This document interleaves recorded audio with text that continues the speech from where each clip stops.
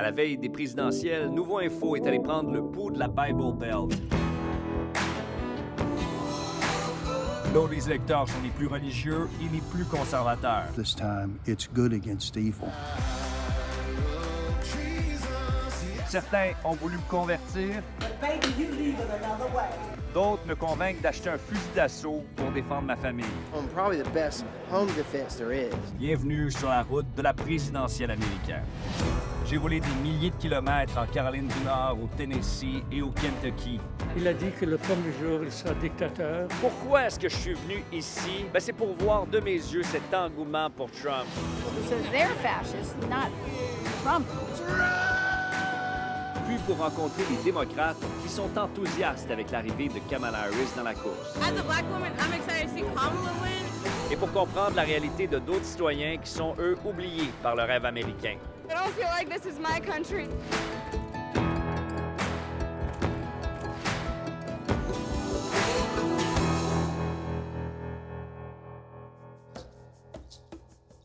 Je commence mon aventure ici au Kentucky, devant cette arche de Noé, grandeur nature.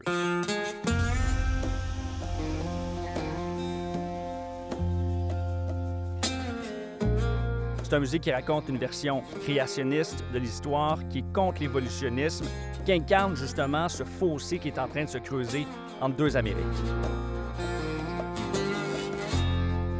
Ici, on nous martèle que la Bible est vraie dans son entièreté et qu'elle doit guider nos choix de vie, mais aussi politiques. J'ai rendez-vous avec la biologiste en chef de l'Arche de Noé. Elle ne voit pas de contradiction entre son parcours scientifique et sa défense de la Bible. The more I learned about the natural world and the more I researched, the more it confirmed what Scripture says. The animals and biology and all the evidence we see in our world today points to a creator and it points to God. Et pendant ma visite, j'ai appris qu'il y avait un festival présentement de musique chrétienne. J'allais dire que c'est un hasard, mais le festival dure 40 jours et 40 nuits.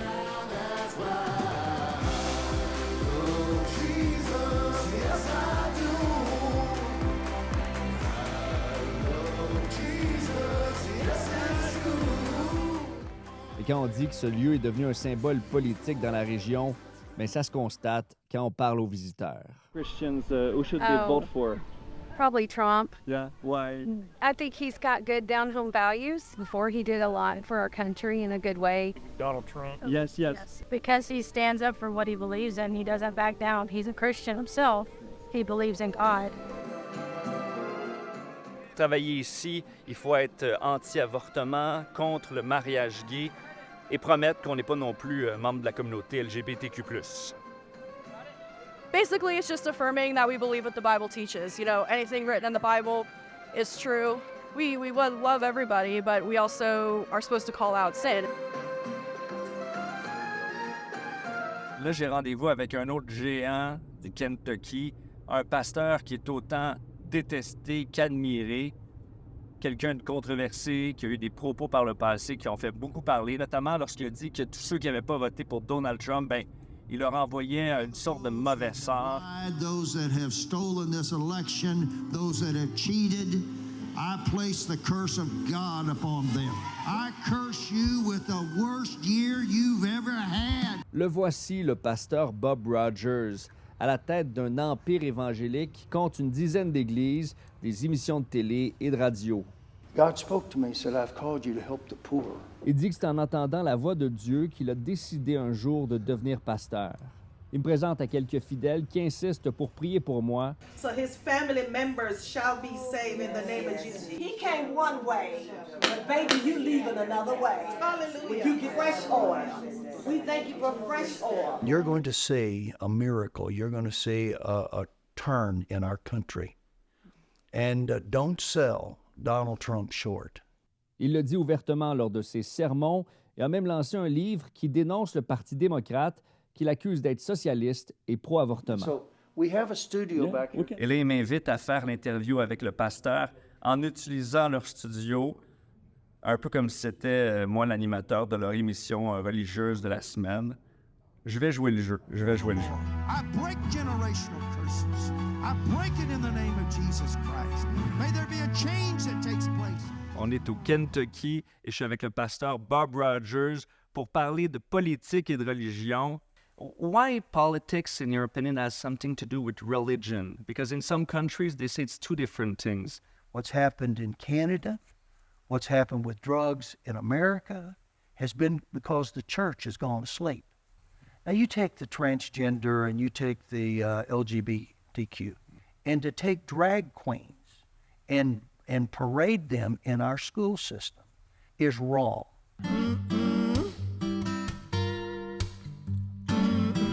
Ici à Louisville, près de 80% des citoyens se disent chrétiens, majoritairement évangéliques. J'ai rendez-vous avec 2 francophones qui vivent ici pour mieux comprendre le Kentucky. Ils animent chaque semaine le balado Récits francophones au cœur de l'Amérique. Quoi, est-ce que c'est le Louisville? Oui, c'est ça. Je te dis, ça fait partie d'une blague, quoi, chez nous. Louisville, Kentucky, c'est nommé d'un roi français, n'est-ce pas? Le fleur de lys est partout. Tu vois les sites gouvernementaux, tu vois les équipes de soccer ici, c'est fleur de lys, fleur de lys, fleur de lys. C'est très important.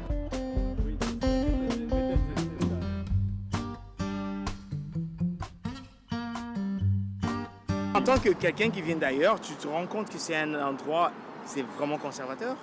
Et la religion, la chrétienté joue un rôle crucial dans la manière dont les gens s'identifient politiquement.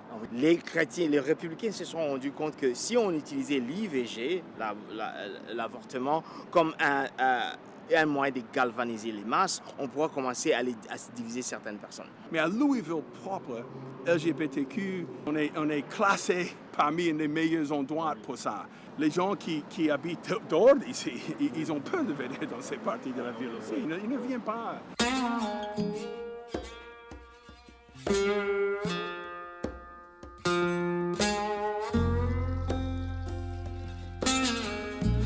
C'est pas souvent qu'on peut sortir un samedi soir au Kentucky. Et même si on est dans le paradis de la religion, ben des bars, il y en a beaucoup, notamment des bars gays.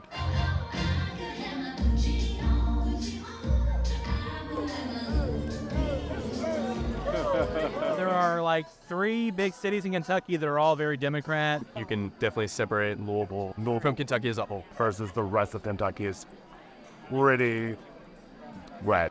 Trump mise beaucoup sur les évangélistes pour gagner l'élection. Eux qui dénoncent l'élite progressiste d'Hollywood, les woke. Mais ce que j'ai constaté, c'est que même ici au Kentucky, il y a 2 Amériques.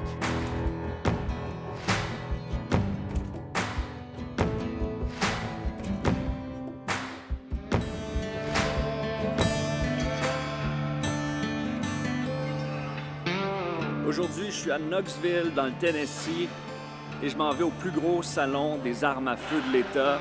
Il y a des centaines d'exposants et des milliers de personnes. C'est assez spectaculaire.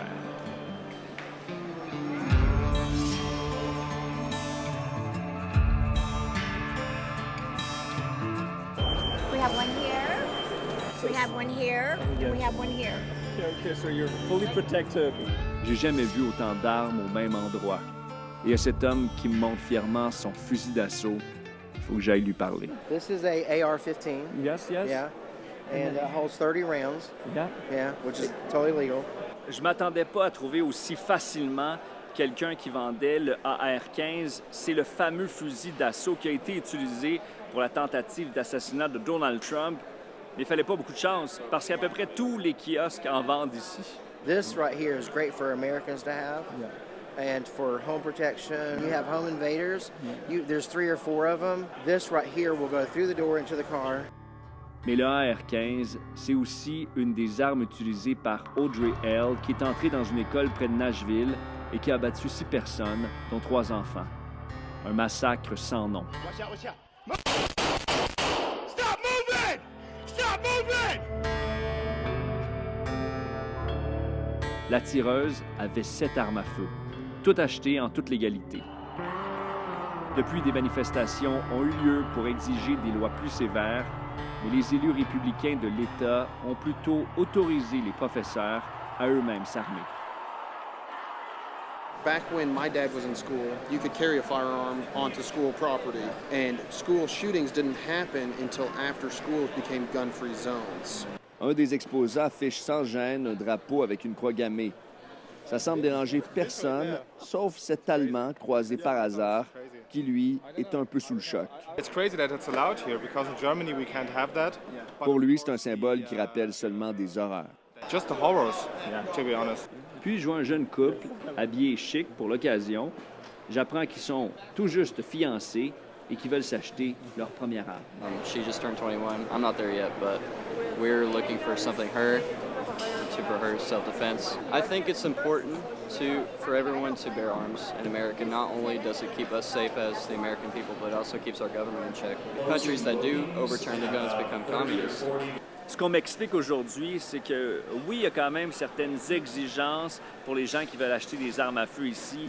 Il faut assurer qu'on n'a jamais été coupable d'un crime. Il faut avoir plus de 18 ans ou de 21 ans selon l'arme qu'on achète. Le problème, c'est qu'on admet que si la personne ment sur le formulaire, donne de fausses informations, bien, elle va pouvoir repartir avec une arme à feu pas mal sans problème. On peut penser que c'est un événement où on vend seulement des armes, mais c'est un événement qui est hyper teinté politiquement. Il y a plusieurs affiches politiques où on supporte Trump ouvertement. I scared you. So it's a way to protect yourself? It's like a stun, and it's a flashlight. Trump, why is he's the right person for gun owners? It's the movement. It's not just Trump, it's the movement. Because he believes in the Constitution. And the Second Amendment says we are born with those rights. You cannot infringe on our Second Amendment. Yes. Like if you came behind me and grabbed me, Yeah. I'm going to take the stun gun, I'm going to stick it in your groin, and you're going to let me go. Oh, yes, yes. And then I'll probably shoot you because I carry. I do believe that Trump is the best fit for the job. And I think that he will protect our rights the most. Lui et sa fiancée sont repartis de l'événement avec un pistolet semi-automatique.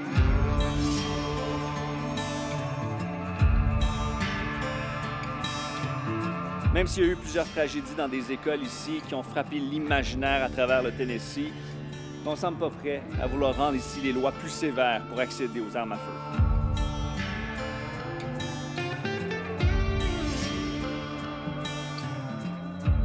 La radio parlée aux États-Unis, c'est tout un univers dominé par les commentateurs de droite, notamment Sean Hannity, Glenn Beck, qui supportent ouvertement le Parti républicain et Donald Trump. There are no accomplishments. Harris, Biden, economic policies, they have failed. You feel it every day. Par le passé, il y a eu quelques tentatives de faire des réseaux de radio progressistes de gauche. Ça n'a pas fonctionné. Il faut dire que c'est des animateurs qui ont le sens du spectacle, qui sont très charismatiques. Everything that was about Kamala is no longer. Now, she's great. I don't know what... let me just talk to people who are in the press. What is it like to be you? Honestly, lying is so hard. Mais parfois, certains alimentent un peu ce sentiment de peur. Et Glenn Beck, par exemple, que j'écoute présentement, fait la promotion de Patriot Supply. C'est des kits de nourriture qui permettent de survivre à toute éventualité, dit-il. Avec des centaines, sinon des milliers d'aliments sous vide. C'est le kit du parfait patriote, dit-il.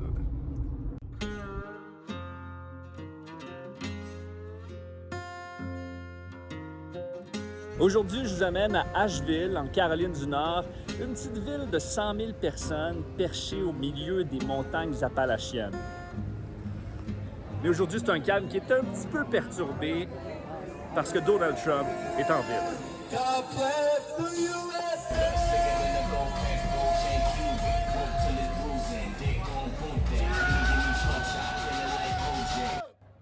All right. Why do you vote for Trump? What is your main motivation? Policy. A policy? Yeah, it's What- policy. What policy? Personality is irrelevant. Yes. But what matters is lowering the crime rate, lowering inflation, improving our economy. Le sujet qui revient constamment quand on parle aux gens ici, c'est l'économie. I'm absolutely positive he'll get our economy jack-started as soon as possible. Well, I like that he lowered the taxes and the inflation wasn't so high.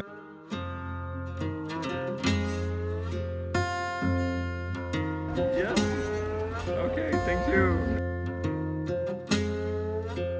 We have all 35 states needed to ratify the Equal Rights Amendment, and the artificial deadline attached in 1970s. Bon, il y a des partisans démocrates qui viennent narguer le groupe ici. Ils sont accueillis avec des doigts d'honneur, des insultes.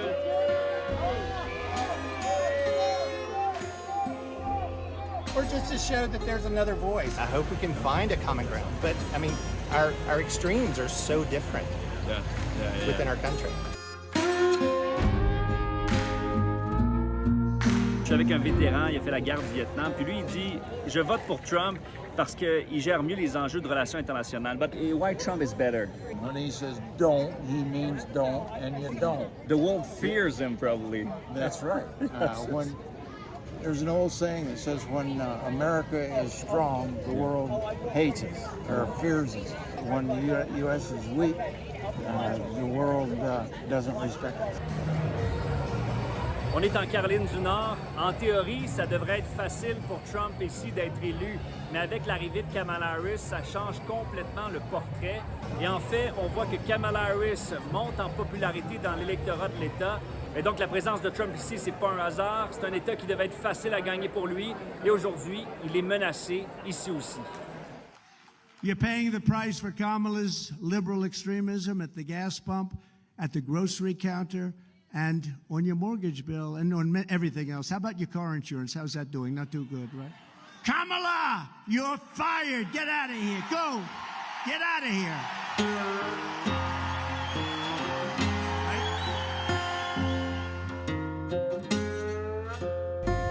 Mais ça me tente d'entendre l'autre côté de la médaille. Même si je suis dans une région très républicaine, il y a des démocrates ici, surtout dans les grandes villes. Alors, direction Knoxville, Tennessee, où je suis attendu. Je fais d'abord un arrêt à Pigeon Forge, une ville un peu bizarre avec des musées complètement éclatés. Et c'est aussi la ville avec la plus grande concentration de boutiques de souvenirs de Trump.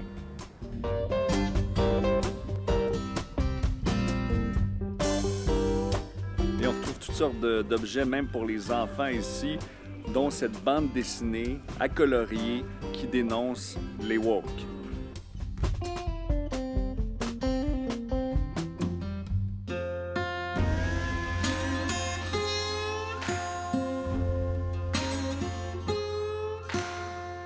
Ce soir, on m'invite à une soirée un peu spéciale. Les francophones de Knoxville font soirée chorale. Et on m'a invité à aller les rencontrer, parler un peu de politique entre deux chansons.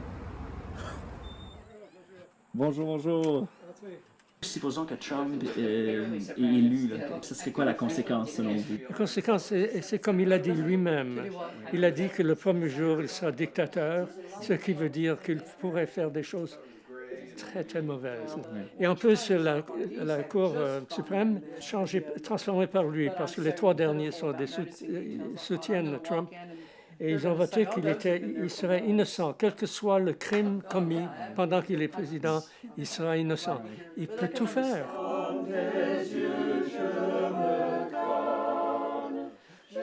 J'admirais le pragmatisme de la politique américaine. L'essentiel, c'est de résoudre des problèmes. Aujourd'hui, c'est pas comme ça. C'est très, très idéologique. C'est une tristesse énorme. Sorry. Pourquoi? Parce que je suis de Californie et libéral.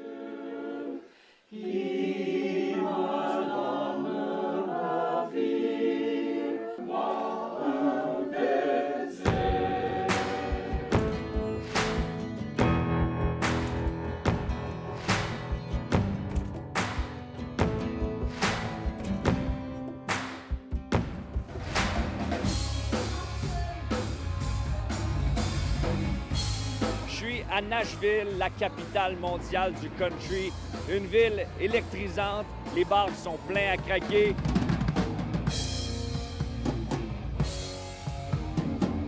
Mais lorsque le jour se lève ici à Nashville, on revient vite à la réalité. Puis ça n'a pas été un été facile ici. Il y a eu plusieurs manifestations de groupes suprémacistes blancs, des groupes néo-nazis. Certains de ces néo-nazis ont insulté des jeunes musiciens noirs. Il y a un des incidents qui s'est passé tout juste ici au coin de la rue sur la Broadway. Un employé de bar a été battu par un néo-nazi. L'homme qui a été accusé dans cet acte de violence, c'est un Canadien qui est revenu rejoindre des groupes néo-nazis ici au Tennessee. Évidemment, ça crée toute une commotion, ces manifestations à Nashville, notamment ici, à cette association qui représente la communauté noire depuis 1909. Et ici, on ne se gêne pas pour accuser certains politiciens d'alimenter la haine.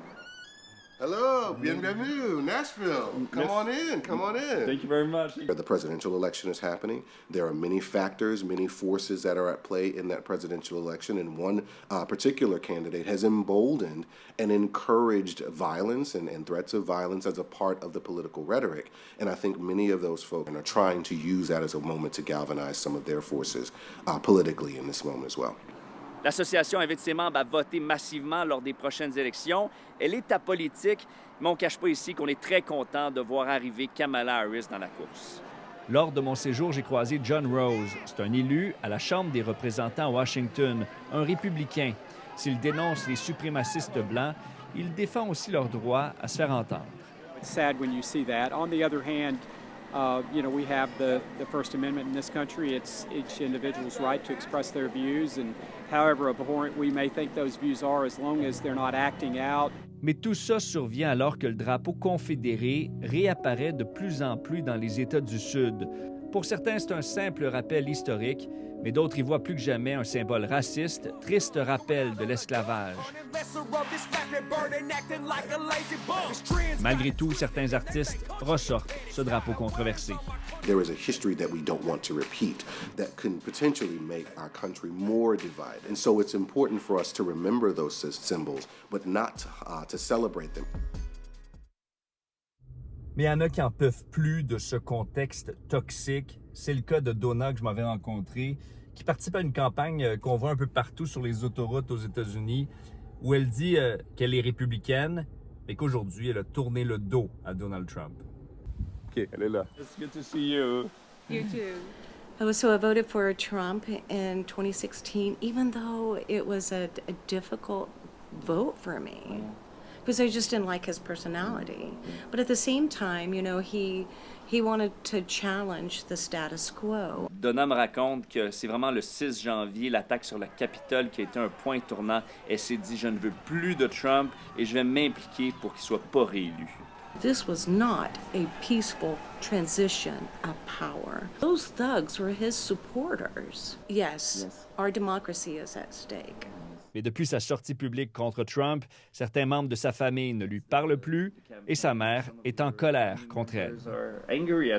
She really believes that Trump was sent here by God to save us. She has become a victim of this cult-like following. Donna m'a dit que je ne peux pas venir à Nashville sans manger chez Wendell.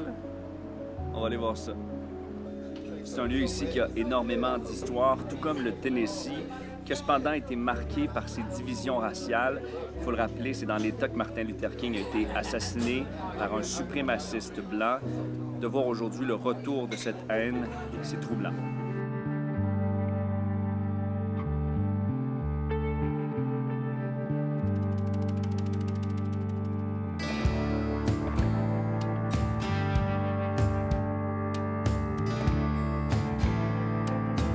Pendant tout mon parcours dans la Bible Belt, j'ai parcouru des milliers de kilomètres pour tenter de comprendre l'âme des Américains de ces États du Sud. Et du début à la fin, j'ai tenu à parler à des jeunes. 40 millions d'Américains sont de la génération Z, ils ont entre 18 et 29 ans. C'est une force politique en soi. Les politiciens tentent de les courtiser à coups de vidéos TikTok. Hey Kamala, what are we going to say to Donald Trump in November? Bye, bye, bye. Par contre, on le sait, la moitié de ces jeunes ne voteront pas aux élections présidentielles de novembre. Dans la Bible Belt, ces États très républicains du sud des États-Unis, j'en ai rencontré des jeunes fans de Donald Trump, notamment ces deux jeunes hommes à Asheville, en Caroline du Nord. What is the problem right now? The inflation's up. We're sending money everywhere. The way the housing market is, and I know the stock market had a lot of money that came out of it very recently. What about the social issues for abortion or LGBT rights? What do you think about that? Yeah, he's kind of come to the middle a lot on a bunch of those issues compared to where he was in 2016. I don't think Donald Trump is you're not gonna be imprisoned if you're gay. Je me rappelle aussi de ce jeune homme rencontré dans une boutique de souvenirs de Trump à Pigeon Forge. 4 years ago, I could have bought a house and have it mostly paid off by now. But since we have Biden and Harris in there, gas prices went up, everything's going up. And I just want everything to go back to normal. Yeah, good election. See you. Bye.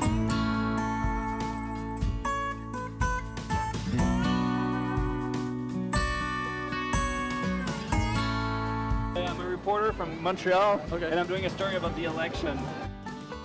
Les jeunes qui m'ont le plus marqué, je les ai rencontrés à la foire agricole du Tennessee. The beauty of the Wilson County Fair is people from all over, of all backgrounds, can meet here.